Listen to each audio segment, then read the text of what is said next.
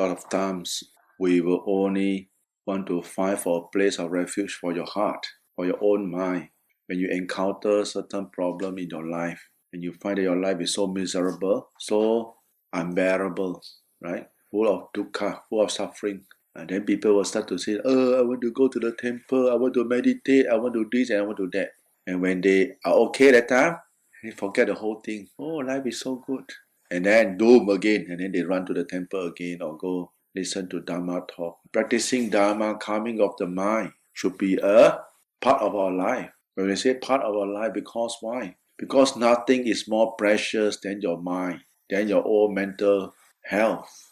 A lot of people outside there, you can see very reputed people, singer or so forth, very rich, and they still commit suicide, right? They kill themselves. Why? We must put a big question mark. Why? People so rich, so well off.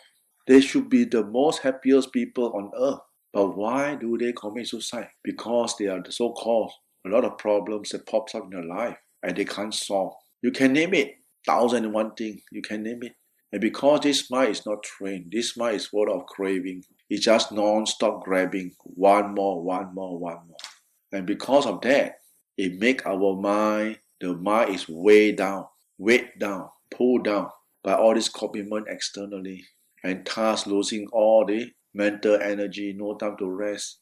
And worse still, with all this defilement, this craving, zooming externally, it drains your mental energy. Plus the emotion of liking, disliking something you like, something you don't like, and you take side. And all this emotion also jam.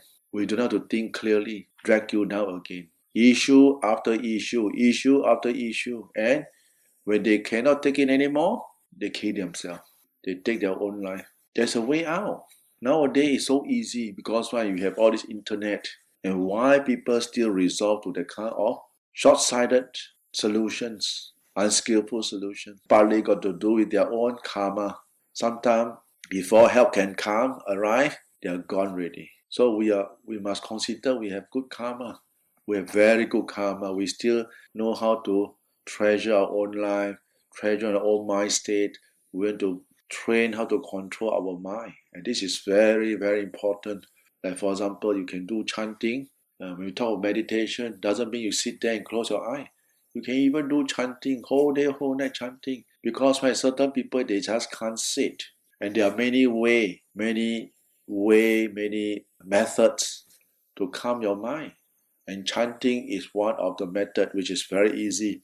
Many traditions, they do chanting and they still can calm their own mind, right? They can take things easy. Every time they do chanting, if you feel very happy, they don't get agitated, they don't get woke up by their own aged mother at home who always nagging, complaining, and we can withstand the kind of nagging or demanding from our aging mother at home. We won't shout at them because we know that one day we'll be like them or even worse.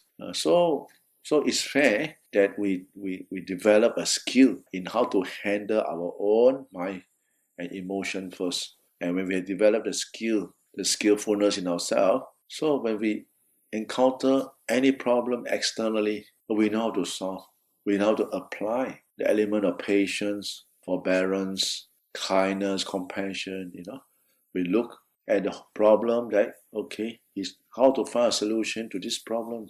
Instead of grumbling or finger pointing, blaming game, then we know we are matured spiritually. This is what we call a person who are matured will only find solution. They won't find fault. But a person who are childish, they always find fault. Or ignorance, feel threatened, they always find fault. A person, they feel threatened. Hey, he come take over me, Wow, hey, this and hey, that. What's silly? When we think about it, we just want to laugh. So remember, there's a lot of lay people out there. They are not even monks. They can build aged care, orphanage for people who are homeless to stay, to house them, to help them. And these are the lay people. You want to talk about in terms of dana, these are the generous people, the people who have consideration for other people, have the kindness. And they are lay people, they really can go so far already. And they have good quality in them, good human quality in them. But they can't control their temper. Sometimes they got very angry, very egoistic, a lot of pride. But they like to do dana. And some who don't do that. Of course, if the person is like that and is very, very down to earth, not arrogant, we'll be very lovely human beings.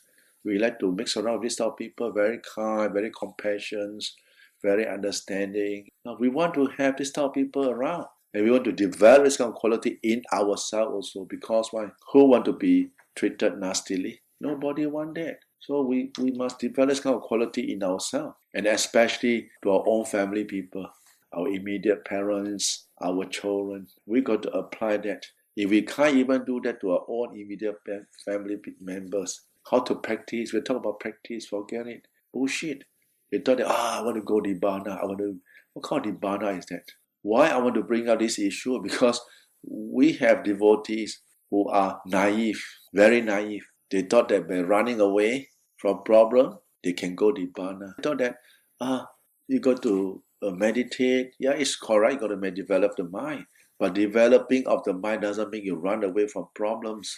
Developing of the mind, but you got to be responsible. We are responsible people in ourselves. In whatever thing we have those responsibility, we got to hold a responsibility. This is very important.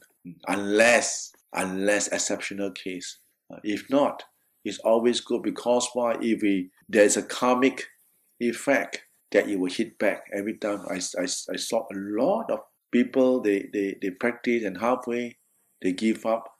Because why? They didn't do things properly. They run away for a period of time. And then when they come back, the problem is still there. And then one phone call, finish. They can't meditate anymore. Now who to blame now? We look at the root of the problem because we never settle properly before we go. So remember, if we settle the thing properly, then there's no backfire. There's backfire because thing is not settled. The same thing with our mind. If we practice and we still have the doubts, we will forever doubt. This and that, and how come this and how come that? Because why? We have the doubt. So we got to keep practicing. We got to keep practicing, keep contemplating, keep probing in our own mind until our mind come to a matured understanding. Oh, okay, you know where's a troublemaker within our own mind. Then we can put a stop to the problem. The problem is our mind. Then we can say that you really understand our mind, your own mind, how it operates, how it works, how it creates dukkha for yourself. We're not going to solve external problem or solve the problem outside, then our problem inside will be solved. No, it will never be solved. Right? External problem easy to solve, but your own problem the hardest. Teach ourselves is very easy, but you want to teach other people, very hard. Because sometimes our mind, I've been repeating these statements so many times, our own thoughts, our own intention of doing certain things, we can't even comply. We can't even do. We can think about it, we cannot do. So under this perspective, how can we demand another external person, another person who also have the same mind, same kind of mindset, same decision-making mind state, that if they don't do, can we enforce? We can't. So if we can't, then what will happen now? We will get worked up. We will get stressed out. So we must understand this thing first, our own mind. This is something I learned from the forest, not from the books, from the forest. When we are doing walking meditation, then we see this tree obstructing. The sun come, no sun can come because cold season. They chop off the tree. These branches no good, trim. Then come to hot season, you blame again. Shouldn't have cut the tree, this and that. You see how this mind works? Why? The tree never offend you, also cannot cut. Same thing, when your mind cannot come to a calm state, this is what happens. It always fault finding externally. The tree, the grass, the this, the that, everything got problem. Because why? Because our mind got problem. Our mind is not at peace. Our mind is not calm. But if your mind is calm, everything is calm. We look at things. Of course, we'll do things at certain responsibility, but we're not going to overdo things. We're not going to do until push people to their nerve. No, we just okay, that will do. Just nice. Not too strict, not too stern, not too loose. Just nice. The just nice. When you have that kind of just nice in yourself, relax. You look very relaxed. You look very at ease, very happy. Not tense. But certain people, the more they practice, and the whole world, they need something like you look at the face, so tense, full of anger, don't have the, can't smile. Why? Maybe he's sick. Yeah, sometimes they are sick, either physically or mentally. This is only two things. When the person, look at their face, very tense. So you can see, we can feel. In fact, the more we practice, we can feel. Like I say, we can feel. We can even check it out. And don't be so happy when certain people tell you, "Wow, your practice is so good. Wow, you got jhana, you got this." Don't be happy. Don't be happy. Because why? Why they praise you? Because they want something from you. Don't be happy. But if that person always said, "Hey, you got to push harder, you got to practice harder," but never praise you, don't be sad that how come he never gave me any attainment, That teacher, after a while, sotapan, first jhana, second, it's for nothing. I learned nothing. I just, go to your, you want your toilet paper, go. A lot of people, they love that. They like to be bluffed. They like to be lied to. They love that. Because when they feel nice, feel shocked when someone carry their tear a bit. So I'm reminding people, I remind you. I'm not here to run down people. Just remind, be careful. Be careful. Nowadays, a lot of speakers, right? They go for what? Vested interest. Go for your pocket. I never say any pocket only. Remember, okay? That'll be the sharing.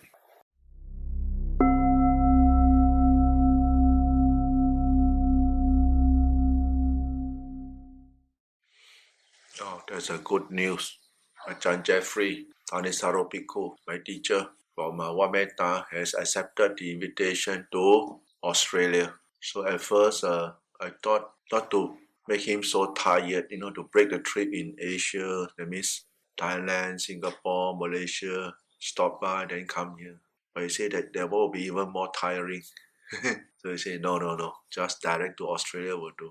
So as per when the date, you need to choose because like we all know, end of the year, everything is very, very crowded. And especially after the COVID period, everybody's running away, going out after so long of confinement. And a lot of people miss their home, not going back. So this is a Dhamma trip. So I think we let it be as per everything back to normal. And when Ajahn Jeff is convenient at his pace and timing, but just to inform you that he has already accepted the invitation. And another one is the map for the walk from Lara to Adelaide. The route already been planned. So we'll be doing the survey, and after the survey, then we will decide which date we will commence the walk. Now I say the purpose of the walk, like my monks in Ulutilam, in Santi, they have already started the walk from Santi Forest Monastery to Perlis. That's about 1,000 kilometers. And today is their number 6 day of walk already. And the main purpose of this kind of walk, of course, it's not for fun, or for anything. If you were to look at it, it benefited both physically and mentally. Especially when we talk about physically, most of the time, we are very attached to what? Comfort. We seldom exercise. And this walk is to get you out from this comfort zone. And secondly, because as you walk, it's part of the training. It's like walking meditations. You go for long hour walking meditation, which is very good for your mind, mental trainings. Your mind will keep on the focus. And there's a lot of things that will surface during your walk. A lot of things that you don't understand as you walk up along the way. Then you start to have a lot of encouragement because when something you never did it before, you can do it with the support of the groups. Normally, if you go alone, I don't think people would like to walk alone. But in this kind of practice, kind of exercise, we have to practice to walk because at the end of the day, you walk alone. We come alone, we go alone. That's to say, we come to this world alone and we got to leave this world alone. No one will go with us, that's for sure. A lot of people, they don't understand. They thought that, we're going to go in a group. Yes, externally, yes. Then, for example, when we are sick or when we are sad, when we are down in our life, we have certain problem, inside our heart, and the sadness has been encroaching into us, the kind of fear, frustration, unable to find an answer to the problem. Who can share with you? Then people say, you can talk to someone, you feel better. You feel better, but you can't solve the problem. The problem still lingers inside our mind. This is something we need to address. This is something we need meditation to come and address this problem. You see, you need to calm your mind. You see, a lot of people, they have problems in their life. When we start to walk, then they find an answer to their problems, of how to solve the problems. You can see a lot of, for example, people who are very sick, terminal disease, right? The doctor say, you got how many months to go? And then they walk. And then they become a campaigner. They campaign for people that have terminal disease to go out and do outdoor exercise, so that your mind won't be brewing. I use the word brewing, like brewing coffee, like that, brewing over your problems. All the time spinning within your problem. Just a person who's confined in the room. What you see, this four wall and nothing else. And plus the problem up in your mind. Can you imagine what's going to happen? That's why a lot of people, they resolve to what? Committed suicide. They can't withstand. They don't know how to handle this mental suffering within themselves, which is actually caused by themselves, not other people. This thing triggered internally by themselves, not other people, themselves. And why other people can handle, you can't handle? Why? Because of our attachment to what? To our views, our attachment to the pride we have. And this is what causes a lot of pain within ourselves. We can't see this symptom of the mind. When your mind is not calm down, you can only address and observe the symptom of your own problem when your mind is calm. When you come to a stage of calmness, then you start to see, you see these evolutions of the thought, the mental formation that keep forming, the nagging of the mind, the background voice of the mind inside our head, the complaining, the dissatisfactory, the this and that, blah, blah, blah, up in the mind. You say, yeah, it's up there. Then you can address it. And how many people dare to face the challenge? They can't. A lot of people just use another activity to push away this kind of mind state. And it keeps coming back. That's why you see a lot of people, they're building more and more prison. They're building more and more mental hospital. But they're not solving the problem. A lot of people say, monk life, so good. Monk life this and monk life that, so good. But you don't see people coming in to become a monk. The layman life full of suffering, blah, blah, blah. But you see more and more prison coming out. Why? From here we can see the contrast, the difference of people that have the intention to take up the challenge is very rare. It's not so easy. It's not so easy. It's easy to say, but it's not easy to do. It's not easy to do because this is a kind of self-challenge, self-proclaimed challenge. You challenge your own weaknesses, you challenge your own greed, hatred, delusions with all the training rules. Like for those people who come and stay in the temple as an 8 precept, it's a kind of practice. You say a kind of practice, but actually you are actually reframing yourself from a lot of activities that you used to be doing at home. But when you come to a monastery, this cannot, that cannot. Why? So that your mind can calm down, so that you can think properly. That's why when people come to the temple, it's good that they sit and meditate, they do something, pertaining to the practice, pertaining to the infrastructure of the monastery. Because why? You work within this kind of environment, there's nothing involved. Nothing involved with name, fame, gain, or nothing. You just sacrifice and do for the sake of what? Practicing. When you do, then you see the kind of mind state is different. Because why? There's no demand. There's no one to push you. Not like the outside world. You got to sign a contract and you never deliver your job. You're going to be so. It's totally different. It's totally different. That's why you feel free. You're free at ease.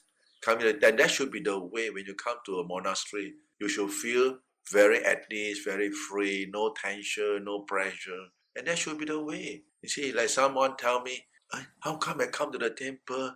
I feel the kind of relaxed, the kind of energy, but I go back home straight away, feel very tired and blah, blah, blah. I say, of course, when you go back home, all your problems surface. My son this, my daughter that, my roof problem, my wall problem, my floor problem, everything is a problem. And this is why we'll be weighed down by all these external things. It's unlike a place that is neutral, right? Even we stay like, okay, we stay. You never stay, someone stay. See, that kind of carefree kind of mental attitude, but we stay with responsibility. Whoever stay, we look after the place like our house. We look after everything like belongs to us and that. This is what we call responsibility. But it doesn't belong to us. It belongs to everyone. Right? This is something we must bear in mind. Why? Because a lot of people, when they go to the temple, they go too long. Then they become godfather, godmother. They stay too long. They know so many things. Then they become like owner of the place. That shouldn't be the case. Better don't. Because why? You become beta. Because the mind so attached. Become godfather, godmother already. Cannot go and reborn. Die already. Become what? Earthbound day one. Look after the temple. Cannot go anywhere. And then you'll be surprised. People make a small statue of the individual. And people start to pray. Now, a lot of places I saw in Thailand, in Burma. I say, why? So many statues of individual. Later I find out they are the godfather, godmother. They really become godfather, godmother of the place. And people start to worship and oh wow, they say, wow, very supernatural power, this and that. So better don't, better don't. Because why? You cannot go anywhere, you must look after the place, the mind.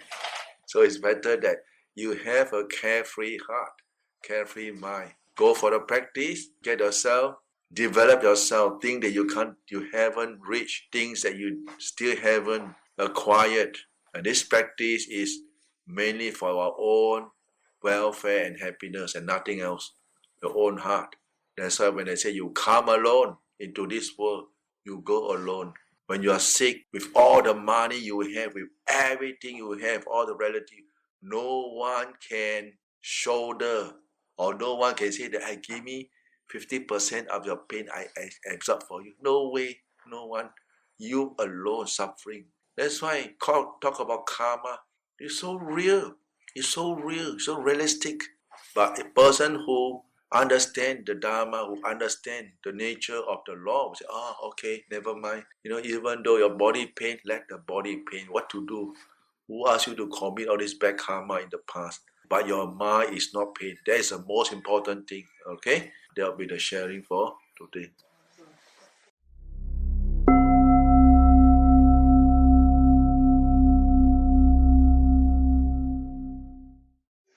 Now, times travel very fast. 50 days. In life, there's this good moment, happiness. Everything is pleasing to all your senses. And sometimes they are not pleasing. And, well, there is life. Now we got to look at the bright side of what we are now. What can we do to make good? We cannot always lean on the past memory. Past memory are memory that we reflect onto the weaknesses that we have. And we try to correct ourselves from those weaknesses, from those unwholesome moments. We thought unwholesome moments.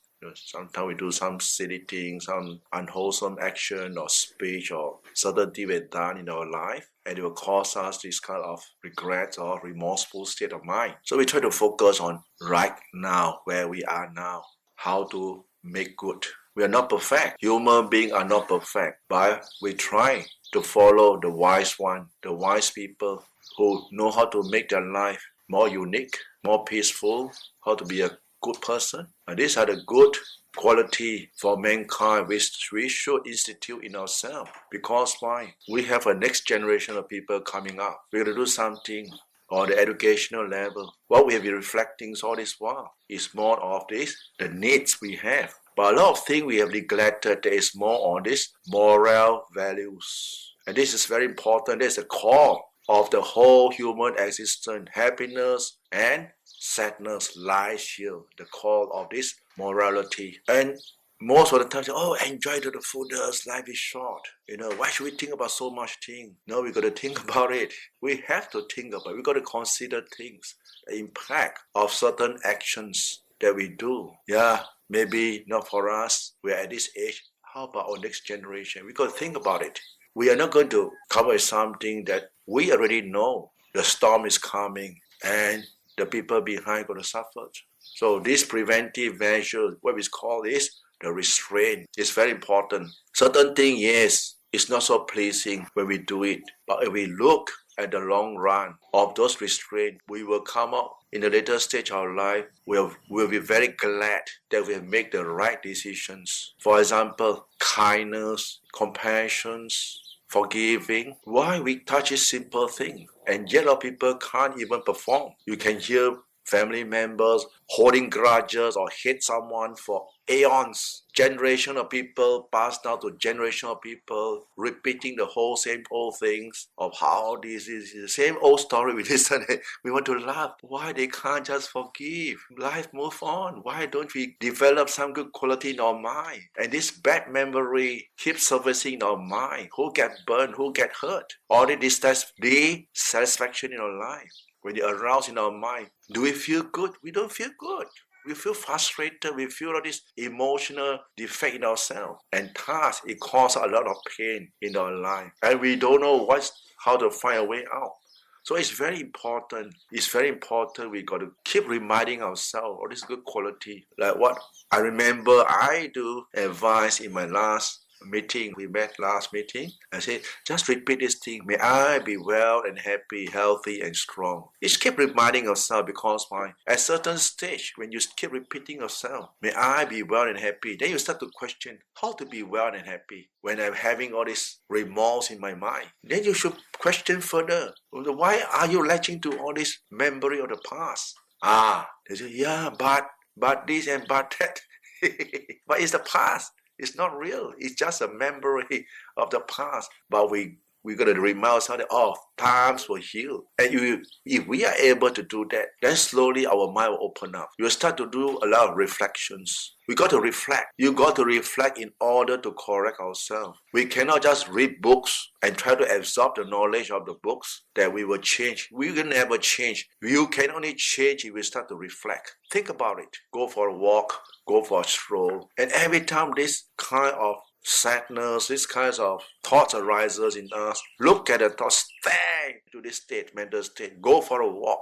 Don't let this emotion drag us down. And this is something a lot of people can't do it, right? Because why? We lack of mindfulness. We lack of this awareness in ourselves. We all the time that I'm thinking, I feel sad, I'm not happy, I'm this, I'm that, you are this and you are that. But if you were to pull back and look at yourself, that, what happened has happened. What has been done cannot be undone. So how to make good? And that should be the approach. And if we are able to do that, then things will get better. Because why? When we feel better, we can think better. When we can think better, then we can perform better. This is how we improve ourselves. But if your mind is always being pulled down by all this kind of unwholesome state of mind, it's very hard to perform in your daily life. You used to be a sportsman, you used to be very energized. But because of this grooming over this brewing, absorbing into this state of mind, it make you helpless, make you no strength, no vigor, don't want to do anything. Life is so dull, that kind of what we call depression, we're zooming in. And it's not depression yet, but if we were to submit ourselves to this kind of unwholesome state of mind, you don't worry, it's a matter of time, the mind will drop into the state of depressions. And if you go to the medical, they will say, take sleeping pills. The more you take the sleeping pill, the more your mind will become more and more dull. And this is what's happening now in our society. A lot of people I saw, wow. And this is something we should address. Because why? It got to relate to our own welfare and happiness. Because each individual is the owner of your own action. If you don't take the correct actions, who can take the actions? Who can bring happiness to you other than yourself? So we should be very, very, be more open up. And a lot of things we thought that, let's go for a drink and things will be better. No, not a drink.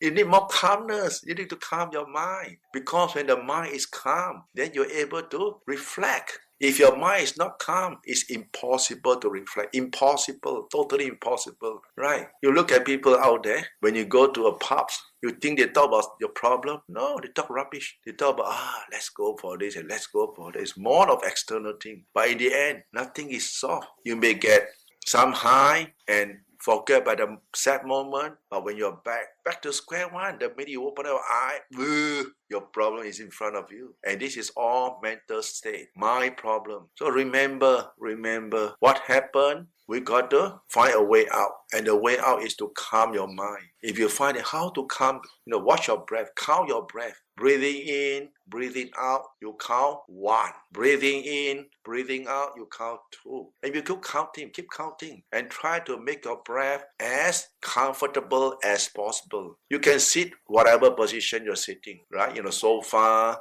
in a bed, lying down. Just count your breath, you can't sleep. Just tell yourself, okay, I'm going to develop some kinds of calming method for myself. I'm going to count the breath. And you can find how frustrated to count your own breath because your mind can't focus. You start to watch your breath, poop, a lot of thoughts will come and drag you away. And you got to exercise the element of patience. That was how to be patient. You're going to count your breath and there'll be a thought coming up. What's so stupid? Why should I count my breath? The breath is a breath, you see. You got to count your breath. Then you'll find the beauty of counting your breath. Because why? It has a calming effect for your mind. If you're able to direct your attention to count your breath, because why? Your breath is an element that doesn't have a future or past. Your breath is always in the present. But your thinking is always thinking about the past or the future. That's to say your mind has never been focused on this present awareness of the present. All the time you are engaging in your thoughts, the thinking of the past and present. That's why we are so mentally drained. By counting the breath, you are actually directing your mind to instill a new form of discipline to be in this present moment. They can find the beauty of this present moment of counting the breath. When you start to count the breath, then you start to observe the breath. You start to feel the breath that flows in the body, into different parts of the body, that nourish your livelihood, that you are alive today because of this breath. If you don't have the breath, that's the end of a human life on this earth. And we all know, but we neglected these breath elements. And these breath elements, you don't have to invest, you don't have to buy, it's already there. It's not a religion, it's not a belief, it's something real, something you can feel it, something you can see it, something you can be aware of. And you just do it. It's a DIY, do it yourself. Try it. It's a right occasions. When people come, I always want to offer something that can be of good use for them from now until the end of your life. Because it's something very, very simple, yet very hard to pursue. Because our mind is very agitated. It's very, very impatient. So, for those people who have meditated, they will find the benefit of meditations. And again, I say, the breath got no religion. The breath, just a breath. It's not something that you'll be instilled to be this or to be that. No, it's just that we want to recommend a method of calming the mind. Because when your mind is calm, you will bring peace and happiness to yourself. When a person has peace and happiness himself, his whole family will be peaceful because he can think positively, correctly, morally what is good for yourself and for the family as a whole. And when that has been instituted in oneself, then you're going to benefit a lot of people around you. And this is how this personal development is very important. Think about it. This is a sharing for you.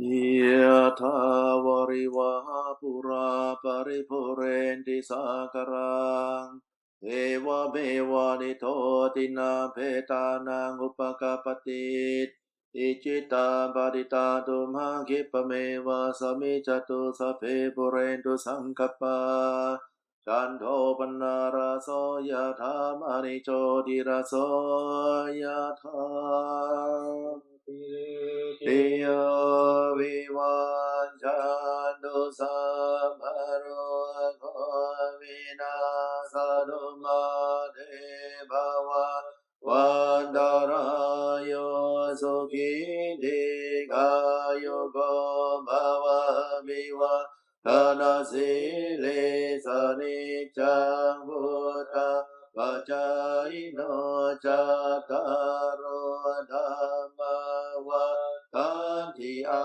ยุวันโนสุขังอาลายาสมิปะเดเสกาเปเตวาสะปริตจติโยศีลาวะเดตโมเจตวาสัญญาเตพระมจาริโนยาดาตาเดวตาสุนตาสาดากินามาเดเสตาปุจิตาปุจายันติมาริตามานายตินังตาโตนังอนุกัมปันติมาตาพุทธาวราสังเทวตานุกัมปิโตโปโสสัตตบารานิปัสสติภวตุสาพมังคลังราคะตุสาปเดวตาสัพพพุทธานุภาเวนะสดาโสติภวันตุเตภวตุสาพมังคลังราคะตุสาปเดวตาสัพพธัมมานุภาเวนะสดาโสติภวันตุเตภวตุสาพมังคลังราคะตุสาปเดวตาสัพพสังฆานุภาเวนะ